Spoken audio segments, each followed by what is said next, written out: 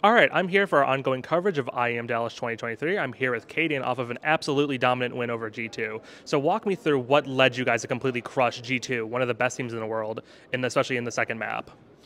Yeah, I think we played some really good CS. The communication was on point. The initiative was good.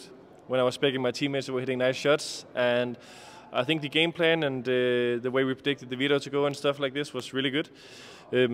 Like I said on the desk, G2 also maybe didn't play to their full potential today. I'm not going to deny that and just say like we were the best team in the world, stuff like this. So a combination of us playing really good and G2 not showing their true strength. Now, you said, we're not the best team in the world, but I would have to, I have to counter you a bit on that because, Heroic has been consistently one of the most dominant teams in the world in all of 2023, but the only difference that separates Heroic from every other team in the scene is the lack of the silverware. So, a lot of teams kind of underrate IEM Dallas as it comes right after the major and right before the player break. But for you, this is a key opportunity to take home your first trophy of the year. How would it feel to finally get that silverware to back up the, the #1 HLTV world ranking? Yeah, it's very true. Like, it's maybe in some sense more important for us than others. But then again, I think, not a lot of teams has been winning trophies this season. And, I mean, we were the best team in the world until Vitality won 2 in a row. Then they showed some excellent form of consistency and the ability to close out the games in the end. But yeah, for us, we really want to obviously secure a trophy. There's no denying that, and we'll do whatever we can to do it. We keep the mood high. We do the things that we know works and try to change the things that can be better. Now, there's a famous saying among Danish IGLs, especially for looking at Astralis, for example, where, they can be an amazing team, but they always have what seems to be a mental block coming into the finals. Do you think there's a mental block for you guys, and do you think this win can help you kind of overcome that mental block? I'm not sure I would call it mental block, but we have some difficulties that we're working with.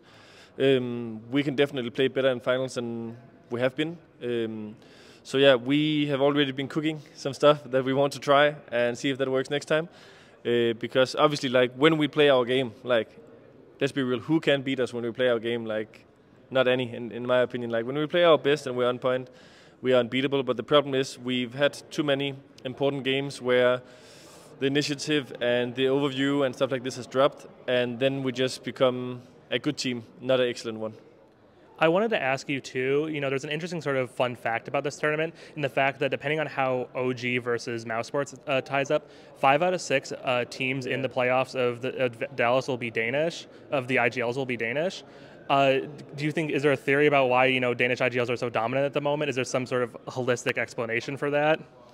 I think that Danish culture in any sport is very team dependent. Like, we focus on the team and how to make that work. Things such as feelings and making sure everyone is comfortable and stuff like this is important, which is sometimes why we have maybe less superstars, but the cohesion of the team has always been important. And when you are in that kind of environment and culture, for many teams, they bring that on and they try to get that to the next teams and stuff like this. So I think it's a Danish thing of leadership and stuff like this. And yeah, I'm happy to see them all doing well.